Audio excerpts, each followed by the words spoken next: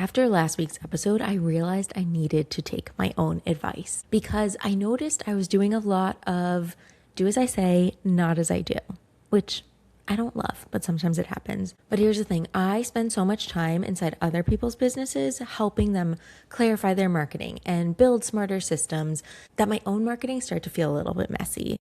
And honestly, it became a little less helpful than I think it could be. So I took a minute. I kind of digested what I told you guys to do last week and what I wasn't quite doing myself. And I realized it was a few different shifts rolled into one that I haven't been implementing. I'd lost my specificity, so I wasn't doing the best job at really reaching the people that I know I can help. And I mean like meaningfully help. I also love teaching, so a lot of my content had drifted into sharing tips instead of actually shifting beliefs. And a lot of my day-to-day offers have been built for people who are ready for that higher touch, higher price tag kind of done for you experiences. And in doing that, I was unintentionally neglecting a whole group of people who need the support just as much, if not more. And I realized this because I kept having the same conversation over and over again with business owners, like almost word for word the same.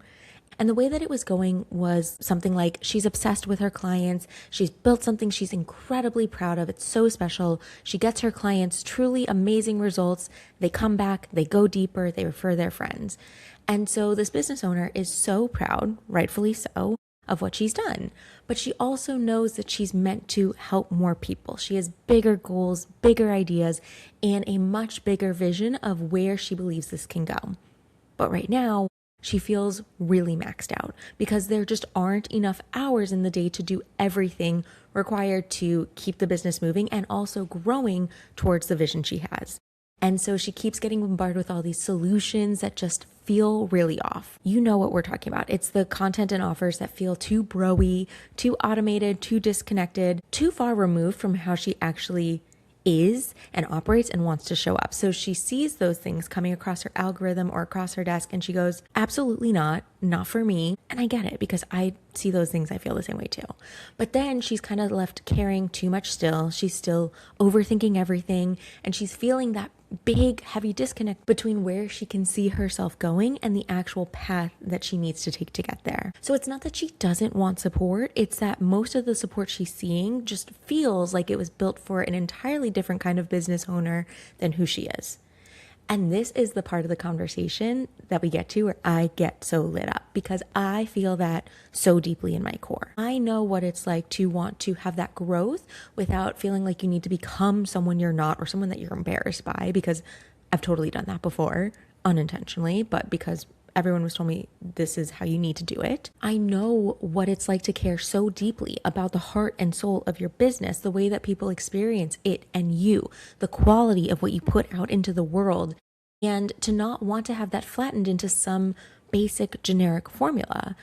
And it's usually right around here in the conversation that I can literally see the weight start to lift off her shoulders. And there's this visible exhale that oftentimes happens. And even a few times, I'm thinking of two people in particular where they were like, oh my God, you get it. You really understand what I'm talking about, what I mean, what I don't want to be doing. And you also get that fire inside of me that like, I know where I want to go. I know what I want to do. I just don't know how to get there. So if you've been thinking, I know I need help, but I don't want to lose what makes me and my business unique, me special.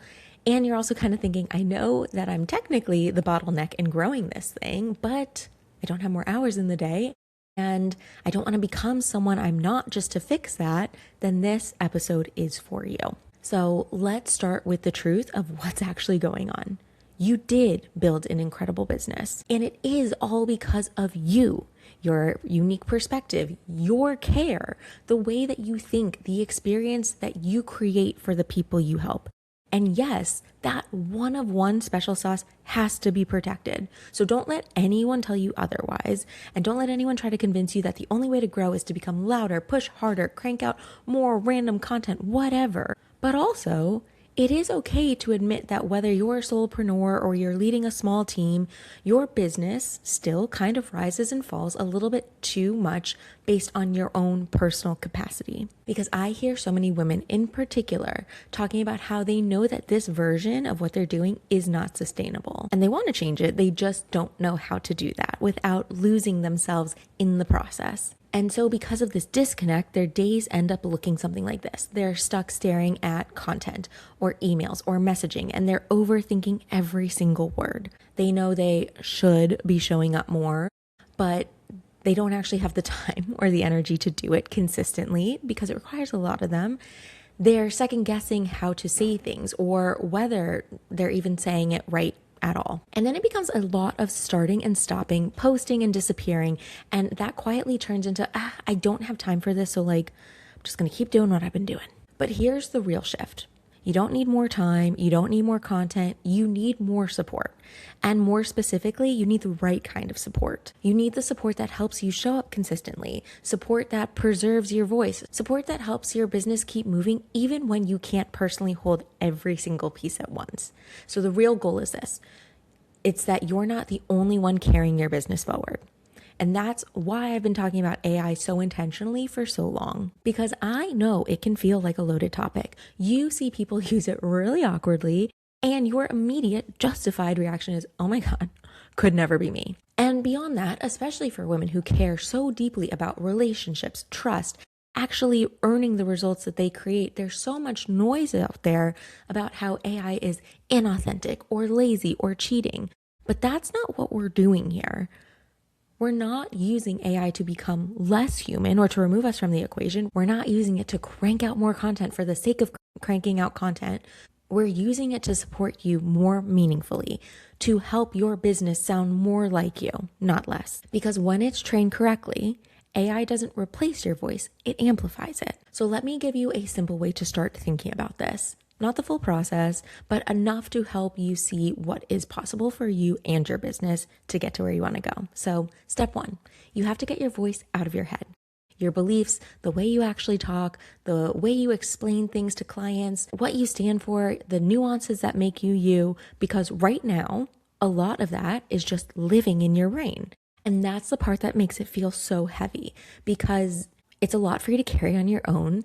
You can ask people to help you, but if you don't know how to actually train them, you see the stuff and you're like, it just feels off. But I can't really put my finger on why. Or you're just like, I don't have the time and the energy to do this myself.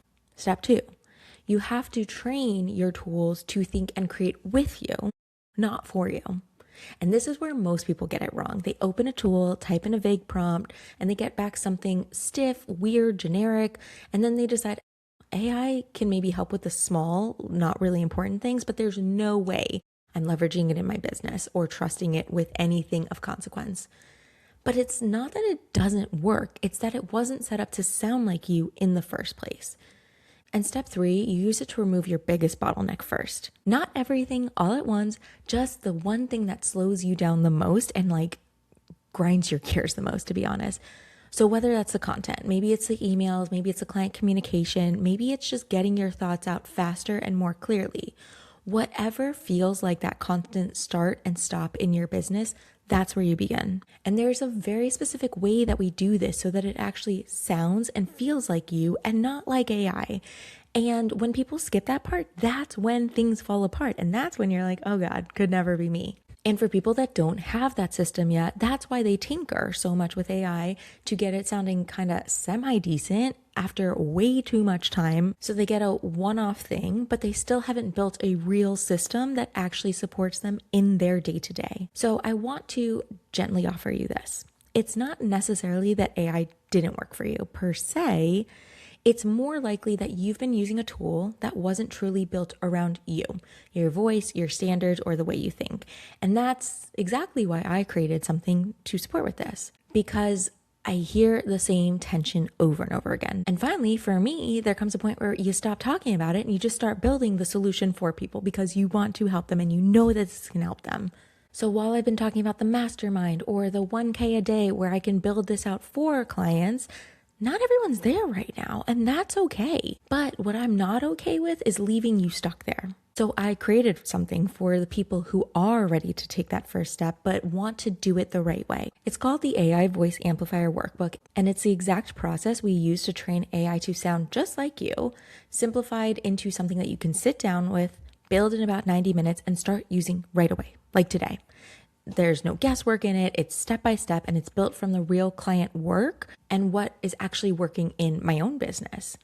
And I called it the voice amplifier for a reason, because unlike people handing you a random list of prompts or hacks, this is about actually amplifying you, your voice, and building upon what's already working for you. So this is about finally having support that can keep up with you, because you don't need to become a different type of business owner or a person to grow. You don't need to be louder, you don't need to be pushy, and you don't need to automate in a way that makes your business feel kind of soulless and hollow.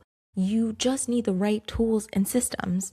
And this is one way to start. So if you've been feeling that tension, if you know something needs to shift, but you haven't found a way that actually feels like you yet and that actually feels good to you, this is your invitation to take the first step. The workbook is linked in the show notes.